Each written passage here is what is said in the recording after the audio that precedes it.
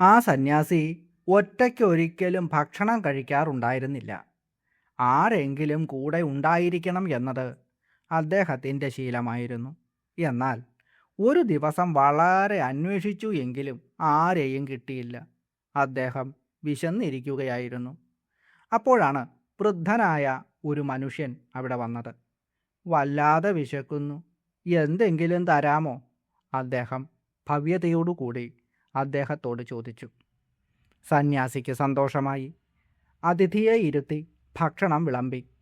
ഭക്ഷണം വായിലേക്ക് കൊണ്ടുപോയ വൃദ്ധൻ്റെ കൈ തടഞ്ഞുകൊണ്ട് സന്യാസി പറഞ്ഞു, ഭക്ഷണത്തിന് മുമ്പ് ദൈവത്തിൻ്റെ നാമത്തിൽ പ്രാർത്ഥിക്കണം.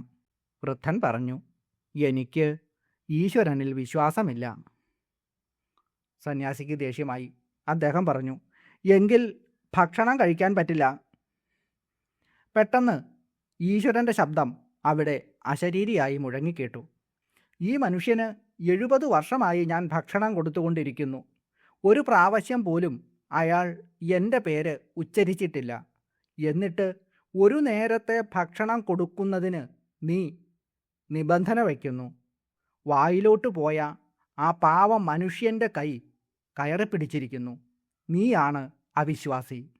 പ്രണവപ്രകാശത്തിൻ്റെ പുതിയ ഒരു അധ്യായത്തിലേക്ക് എല്ലാവർക്കും സ്വാഗതം.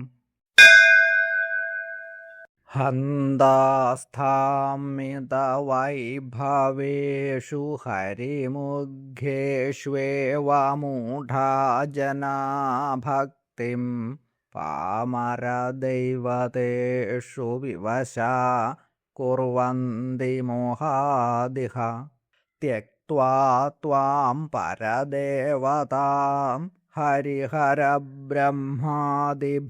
സേവിതാം സർവൈശ്വര്യമഹോദയാം ഘരമിമേ സന്ത്യജ്യധേനും ശ്രിതാഃ. ഹന്താസ്താം മിതവൈഭവേഷു ഹരിമുഖ്യേഷ്വേവ മൂഢാജനാ. മിതവൈഭവം എന്നാൽ പരിമിതമായ അധികാരങ്ങൾ. ലൗകിക സുഖങ്ങൾക്കും ചെറിയ കാര്യങ്ങൾക്കുമായി ജനങ്ങൾ അലയുന്നു. വിഷ്ണുവും ശിവനും ബ്രഹ്മാവും പോലും ആരുടെ ശക്തി കൊണ്ടാണോ നിലകൊള്ളുന്നത്, ആ മൂലശക്തിയെ അഥവാ ആദിശക്തിയെ തിരിച്ചറിയാതെ ബാഹ്യമായ രൂപങ്ങളിൽ മാത്രം അവർ ഭ്രമിച്ചു നിൽക്കുന്നു. ഇങ്ങനെ ചെയ്യുന്നവരെ മൂഢജനങ്ങൾ അഥവാ അറിവില്ലാത്തവർ എന്നാണ് വിളിക്കുന്നത്. ത്യക്ത്വാ ത്വാം പരദേവതാം ഹരിഹരബ്രഹ്മാദിഭിഃ സേവിതാം. ബ്രഹ്മാവ്, വിഷ്ണു, മഹേശ്വരൻ തുടങ്ങിയ ദേവന്മാർ പോലും ആരെയാണോ ആരാധിക്കുന്നത്, ആ പരമമായ ദേവതയാണ് അമ്മ.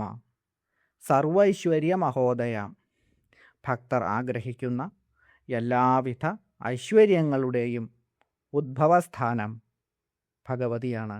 ഭാഗ്യം, ഐശ്വര്യം, ജ്ഞാനം, മോക്ഷം എന്നിവയെല്ലാം നൽകാൻ കഴിവുള്ള ആ മഹാസമുദ്രത്തെ വിട്ട് ചെറിയ കുഴികളിലെ വെള്ളം തേടി പോകുന്നത് പോലെയാണ് മറ്റു ദേവതകളെ തേടിയുള്ള യാത്ര എന്ന് ഖരമിമേ സന്ത്യജ്യ ധേനും ശ്രിതാഹ.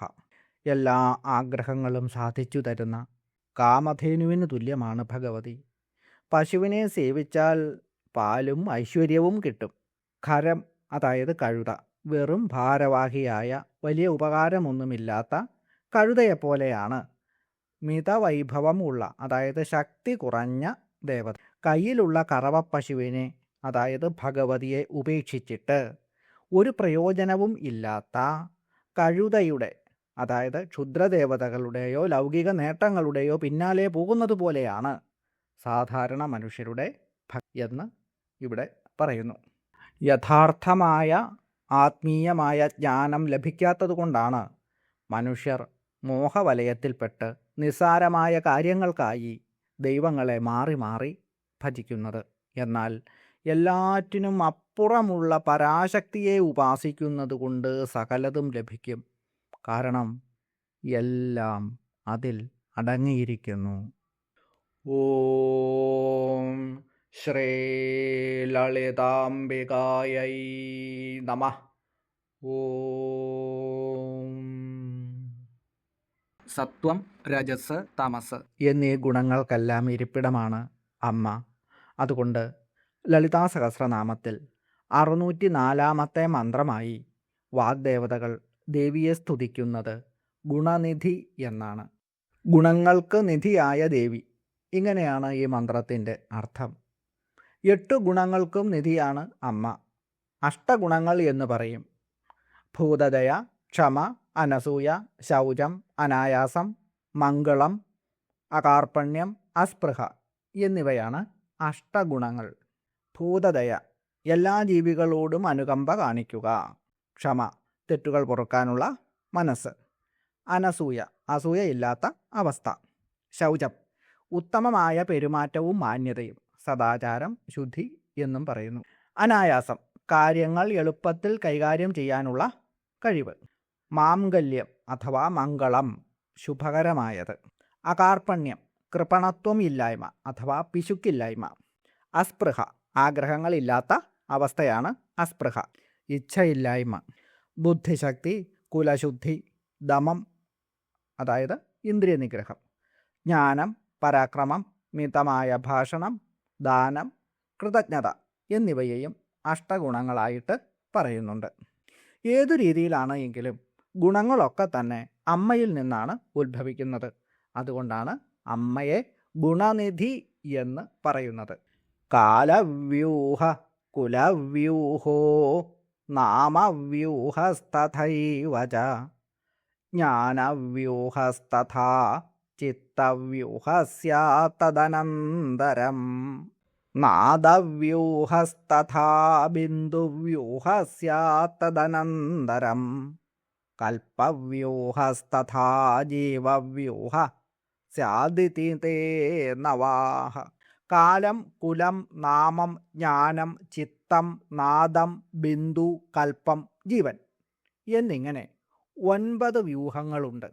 കാലവ്യൂഹം സമയത്തിൻ്റെ ക്രമം, ഭൂതം, വർത്തമാനം, ഭാവി തുടങ്ങിയ കാലഗണനകളെയാണ് ഇത് സൂചിപ്പിക്കുന്നത്. നിമിഷം, ദിവസം, മാസം, അയനം, വർഷം, യുഗം എന്നിങ്ങനെ.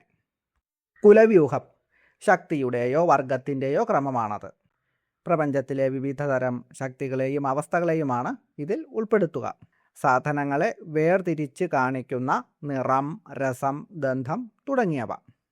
നാമവ്യൂഹമാണ് അടുത്തത്. ശബ്ദവും പേരും. പ്രപഞ്ചത്തിലെ എല്ലാ വസ്തുക്കളെയും തിരിച്ചറിയാൻ സഹായിക്കുന്ന നാമരൂപങ്ങളെയാണ് ഈ പദം കൊണ്ട് സൂചിപ്പിക്കുന്നത്. ആട്, പശു, പുലി, പാമ്പ്, കുരങ്ങ്, മനുഷ്യൻ എന്നിങ്ങനെ പോകുന്നു. അടുത്തത് ജ്ഞാനവ്യൂഹം. അറിവിൻ്റെ മണ്ഡലം, ബോധവും വിവേകവും ഇതിൽ ഉൾപ്പെടുന്നു. കാണുക, ശ്രവിക്കുക, സ്പർശിക്കുക എന്നിങ്ങനെയൊക്കെ ഉദാഹരണങ്ങൾ പറയാം. ചിത്തവ്യൂഹമാണ് അടുത്തത്. മനസ്സ് അല്ലെങ്കിൽ ചിത്തത്തിൻ്റെ അവസ്ഥകൾ, വിചാരങ്ങൾ. മനസ്സ്, ബുദ്ധി, ചിത്തം, അഹങ്കാരം, വികാരങ്ങളും ഇതിൻ്റെ ഭാഗമായി വരുന്നു. നാദവ്യൂഹം ശബ്ദം, സൂക്ഷ്മമായ പ്രണവനാദം. സൃഷ്ടിയുടെ ഒന്നാമത്തെ ചലനമായ നാദത്തെ, പ്രഥമ ചലനമായ നാദത്തെയാണ് ഇത് സൂചിപ്പിക്കുന്നത്. ഇച്ഛ, കർമ്മം എന്നിവയ്ക്ക് അക്ഷരമായിട്ടുള്ള പരാ, പശ്യന്തി എന്നിവ ഉദാഹരണങ്ങൾ. ബിന്ദുവ്യൂഹം കേന്ദ്രബിന്ദു, ശക്തിയുടെ കേന്ദ്രീകൃതമായ അവസ്ഥ എന്ന് പറയാം. കുണ്ഡലിനി മാർഗത്തിലുള്ള 6 ആധാരചക്രങ്ങൾ. കൽപ്പവ്യൂഹം സങ്കല്പങ്ങൾ അഥവാ കാലഘട്ടങ്ങൾ. സൃഷ്ടിയുടെ വികാസ പരിണാമങ്ങളെയാണ് ഇത് അർത്ഥമാക്കുന്നത്. കലാവ്യൂഹം എന്നും കാണുന്നുണ്ട്. 51 അക്ഷരമായിട്ട് ദൃശ്യമായ അക്ഷരതത്വമായി കലാവ്യൂഹത്തെ പറയുന്നു. ജീവവ്യൂഹം ജീവാത്മാക്കളുടെ ക്രമം. വ്യക്തിഗതമായ പ്രാണനും ചൈതന്യവുമാണ് ഇതിൽ ഉൾപ്പെടുന്നത്. പ്രാരബ്ധ കർമ്മങ്ങൾ കൊണ്ട് വരുന്ന ആത്മാവിൻ്റെ സ്വരൂപം. മൂലപ്രകൃതിയായ അമ്മ തന്നെ ഇവ ദൃശ്യമാക്കുന്നു എന്നുള്ളതുകൊണ്ട് അമ്മ തന്നെയാണ് ഈ 9 വ്യൂഹങ്ങളും. ഗുണ എന്ന ശബ്ദത്തിന് കയറ് എന്നൊരർത്ഥം കൂടിയുണ്ട്. കയറും അമ്മയും തമ്മിലുള്ള ബന്ധം എന്താണ്? അതറിയാൻ നമുക്ക് മത്സ്യപുരാണത്തിലേക്ക് പോകാം. നവയോജന ദീർഘാതു യാമത്രയ സുവിസ്തൃതാം കുരുഷ്വ ചർമ്മണാതൂർണം ബൃഹതീം തുവടീരികാം ജഗദ്ധാത്രീ മഹാമായ ലോകമാതാ ജഗന്മയി ദൃഢയിഷ്യതി താം രജ്ജും ന ത്രുട്യതി യഥാ തഥാ. ഇപ്പോഴത്തെ ശ്വേതവരാഹ കൽപ്പത്തിൽ ആറാമത്തെ ചാക്ഷുഷമന്വന്തരത്തിൻ്റെ അവസാന കാലം. ഭൂമി പ്രളയത്തിൽ മുങ്ങുകയാണ്. അതിന് 7 ദിവസം മുമ്പായിട്ട് മഹാവിഷ്ണുദേവൻ മത്സ്യമായി അവതരിച്ചു. സത്യവ്രതൻ എന്ന രാജാവ് സന്ധ്യാവന്ദനത്തിന് കൈക്കുമ്പിളിൽ എടുത്ത ജലത്തിൽ ഒരു കുഞ്ഞു മത്സ്യമായി വിഷ്ണുദേവൻ പ്രത്യക്ഷപ്പെട്ടു. അത് പിന്നീട് വളരെ വലുതായി. അപ്പോൾ അത് രാജാവിനോട് പറഞ്ഞു, എല്ലാ വിത്തുകളും സപ്ത ഋഷികളും അങ്ങ് ഒരു നൗകയിൽ ശേഖരിക്കുക. മഹാവിഷ്ണുദേവൻ്റെ അവതാരമായ മത്സ്യത്തിൻ്റെ കുമ്പിൽ ചർമ്മം കൊണ്ടുണ്ടാക്കിയ കയറുകൊണ്ട് ആ നൗകയെ ബന്ധിച്ചു. അതിഭയങ്കരമായ ആ പ്രളയജലത്തിൽ ആ കയറിന് ശക്തി നൽകിക്കൊണ്ട് നൗകയെ രക്ഷിച്ചു വന്നത് അമ്മയുടെ ശക്തിയാണ്. പ്രളയത്തിൻ്റെ അവസാനം വരെ ആ നൗകയെ വലിച്ചുകൊണ്ട് മത്സ്യരൂപത്തിലുള്ള വിഷ്ണുദേവൻ പ്രളയജലത്തിൽ ക്രീഡിച്ചു.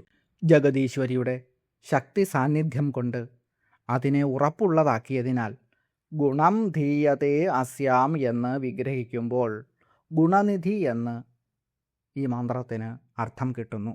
ഓം ഗുണനിധയേ നമഃ.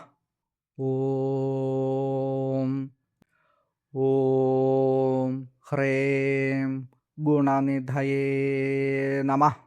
കാലഭേദമൊന്നും നോക്കാതെ എപ്പോൾ വേണമെങ്കിലും ജപിക്കാവുന്ന മന്ത്രമാണിത്. മനസ്സിന് ശാന്തിയും സമാധാനവും കുടുംബത്തിൽ സൗഭാഗ്യവും ഈ മന്ത്രം ജപിക്കുന്നവർക്ക് സിദ്ധമാകുന്നു. 11 പ്രാവശ്യം ഈ മന്ത്രം ജപിച്ചുകൊണ്ട് ഒരു നാണയം തലയ്ക്കുഴിഞ്ഞ് ശ്രീചക്രത്തിന് മുന്നിൽ സമർപ്പിച്ചിട്ട് കിടന്നുറങ്ങിയാൽ ദുസ്വപ്നങ്ങൾ കാണില്ല. ശ്രീചക്രത്തിന് മുന്നിലോ സന്ധ്യാദീപത്തിൻ്റെ സമീപത്തോ ഇരുന്ന് മനസ്സിനെ ഏകാഗ്രമാക്കിക്കൊണ്ട് അമ്മയുടെ ദിവ്യമായ രൂപം മനസ്സിൽ ധ്യാനിച്ച് ഈ മന്ത്രം കഴിയുന്നത്ര പ്രാവശ്യം ജപിക്കുക. എല്ലാ വിഷമങ്ങളും ദുഃഖങ്ങളും അതുകൊണ്ട് മാറിക്കിട്ടും. മന്ത്രം മനസ്സിനെ ഏകാഗ്രമാക്കും. മനസ്സ് ഏകാഗ്രമായാൽ അവിടെ അമ്മയ്ക്കിടമുണ്ടാകും. ദുഃഖം മാറണം, വിഷമം മാറണം എന്ന അമിതമായ ആഗ്രഹത്തോടുകൂടി, അതായത് ആ ആഗ്രഹത്തിൽ മാത്രം മനസ്സ് വച്ചുകൊണ്ട് മന്ത്രം ജപിക്കരുത്, പ്രയോജനമുണ്ടാവില്ല. കാരണം മനസ്സ് പൂർണ്ണമായും അമ്മയിൽ സമർപ്പിക്കപ്പെടുമ്പോഴാണല്ലോ ഉദ്ദേശം സഫലമാകുന്നത്. 1000 പ്രാവശ്യമോ 10,000 പ്രാവശ്യമോ ഞാൻ മന്ത്രം ജപിച്ചു എന്നിട്ട് ഫലം കിട്ടിയില്ല എന്ന് ഒരാൾ എന്നോട് പറഞ്ഞു. എണ്ണം തികയ്ക്കുന്നതിലും പ്രശ്നം പരിഹരിക്കപ്പെടണം എന്നുമുള്ള 2 കാര്യങ്ങളിലായിരുന്നു ആ വ്യക്തിയുടെ മനസ്സ് ഉറച്ചു പോയിരുന്നത്. മന്ത്രജപം കേവലം ഒരു ജോലി മാത്രമായി മാറുന്നു. അതാണ് ഇവിടെ പറ്റിയ കുഴപ്പം.